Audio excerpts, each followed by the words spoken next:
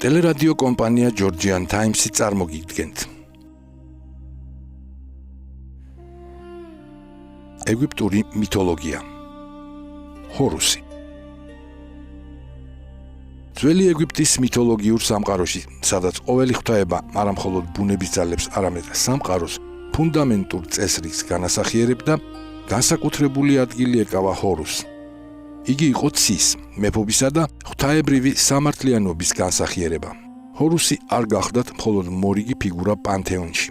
იგი წარმოადგენდა იდეას, რომლის გარშემოც ეგვიპტელებმა შექმნეს წარმოდგენა კანონიერ მმართველობაზე, შურისძიებაზე, წესრიგის აღდგენასა და ქაოსზე გამარჯვებაზე. სწორედ ამიტომ ჰორუსის ისტორია ეგვიპტური რელიგიის ერთ-ერთ ყველაზე ძლიერ, მრავალშრიან და სიმბოლურ ნარატივად იქცა. მითოლოგიურ ტრადიციებში ჰორუსი ყველაზე ხშირად გვევლინება როგორც ოსირისისა და ისიდას შვილი, ღვთაებრივი მემკვიდრე, რომლის დაბადებაც იმედის სიმბოლოდ იქცა იმ დროს, როდესაც სამყარო დროებით მათ ქაოსმა მოიცვა. თუმცა ეგვიპტურ წყაროებში ჰორუსი არ არის ერთგვაროვანი ფიგურა. ადრეული ტექსტები მას იცნობენ როგორც ჰორუს დიც, უძველეს ციურ ღვთაებას, რომლის თვალებიც მზესა და მთვარეს წარმოადგენდა. მოგვიანო და ყველაზე პოპულარულ ციკლში კი იგი გვევლინება როგორც კანონიერების აღმდგენი შვილი.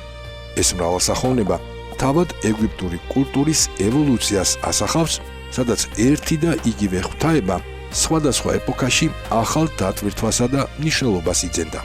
ჰორუსის დაბადებას წინ უსწრებდა ტრაგიკული მოვლენა, რომელმაც საფუძველი შეუყია სამყაროს სიმშვიდეს.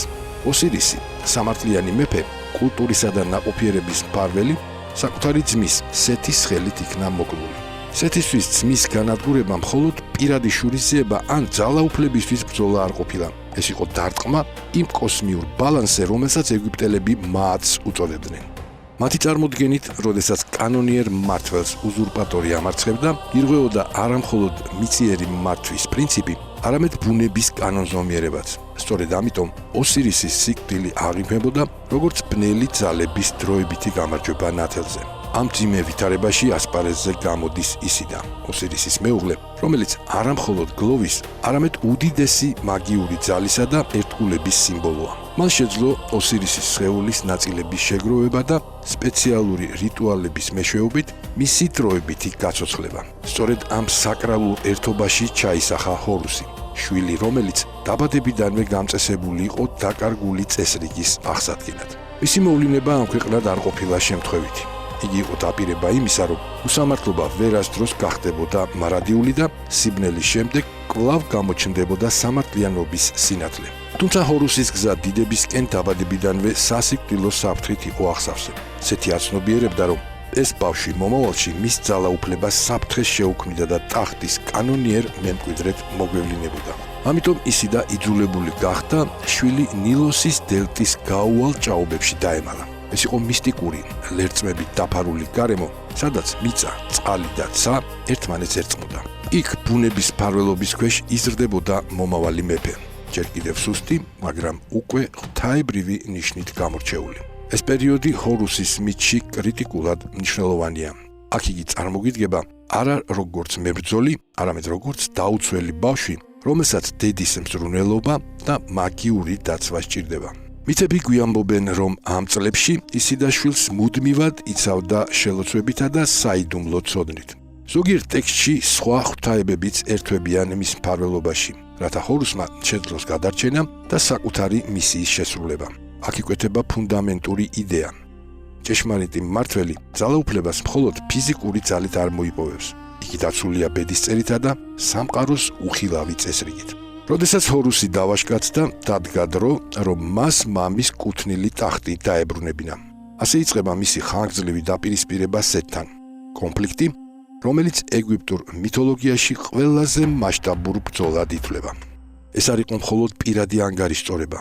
ამ ბრძოლაში წყდებოდა საკითხი, თუ რა პრინციპით უნდა ემართა სამყარო, კანონიერებით თუ ძალადობით, მემკვიდრეობითი სამართლიანობით თუ თვითნებობით. ეგვიპტელებისთვის ეს დაპირისპირება სამყაროს არსის განმარტებას წარმოადგენდა. მითები ამ ბრძოლას სხვადასხვაგვარად აღწერენ. ზოგ ვერსიაში ეს არის ფიზიკური შეტაკებების სერია, სადაც მხარეები სხვადასხვა ცხოველის ფორმას იღებენ.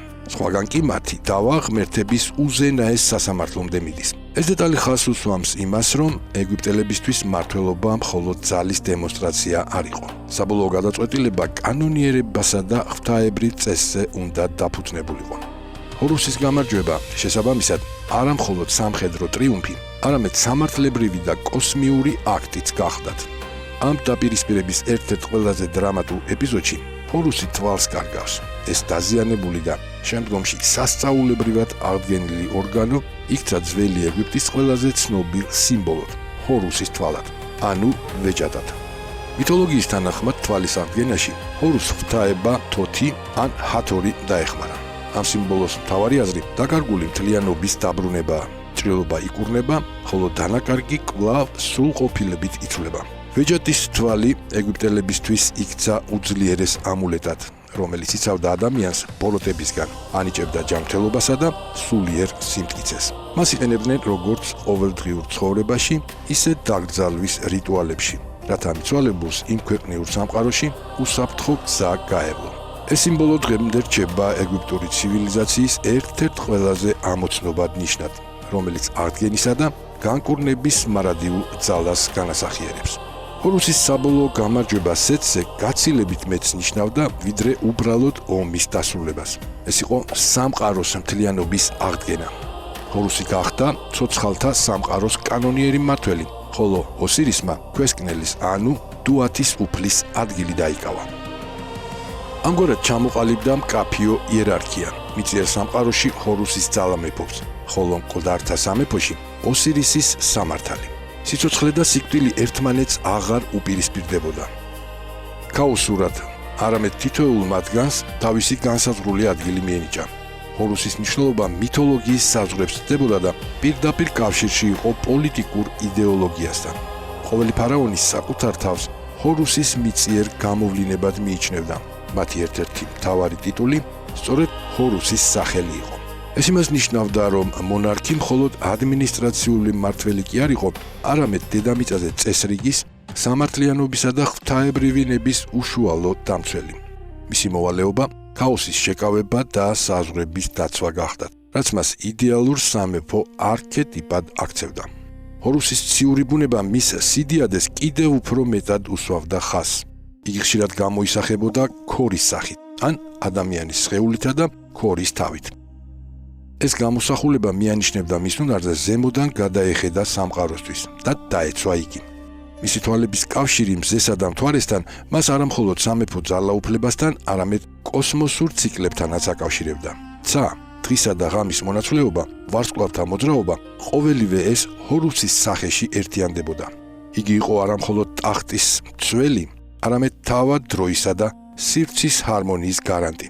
მისი კულტი მთელ ეგვიპტეში იყო გავრცელებული, თუმცა განსაკუთრებული მნიშვნელობა ედფუს ტაძარს ენიჭებოდა. ეს არის ერთ-ერთი ყველაზე დიდებული და საუკეთესოდ შემონახული ნაგებობა, სადაც საუკუნეების განმავლობაში სრულდებოდა რიტუალები ჰორუსის სადიდებლად. ედფუსში ყოველწლიურად იმართებოდა დღესასწაულები, სადაც ჰორუსის გამარჯვება და სეთის დამარცხება სიმბოლურად ცოცხლდებოდა.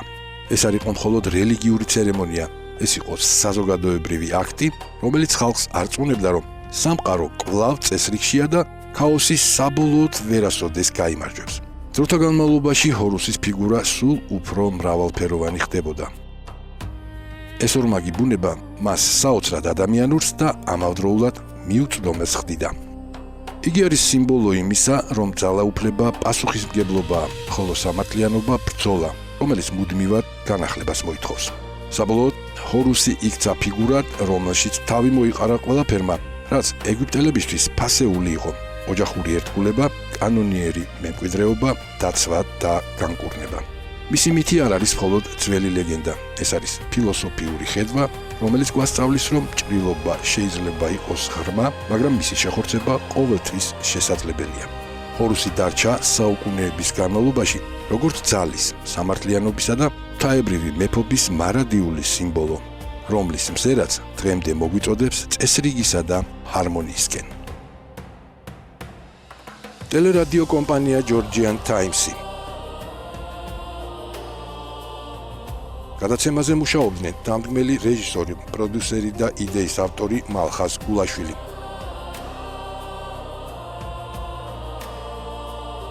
მონტაჟისა და ხმის რეჟისორი გაგა გოგოჭური.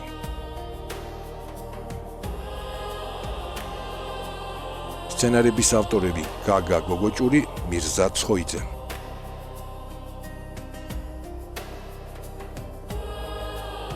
გახმოვანება დავით ხვადაგიანი.